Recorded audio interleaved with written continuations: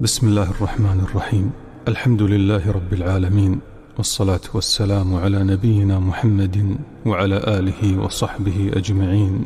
أما بعد، لا يوجد مؤمن يريد وجه الله تعالى إلا وهو يتمنى ويرجو من الله رقة القلب لذكره سبحانه. إن رقة القلب ونزول الدمع من العين هي من أبرز علامات الحب الإلهي للعبد، هي من أبرز علامات القرب الإلهي. إن من يبكي في خلوته مع الله عندما يرفع يده لمناجاته سبحانه، هذا المؤمن لم يبكي إلا لليقين الذي وقر في قلبه، إلا لشعوره بالقرب الإلهي جل جلاله. الصادقون مع الله عندما يرفعون أكف الدعاء مفتقرين متذللين محبين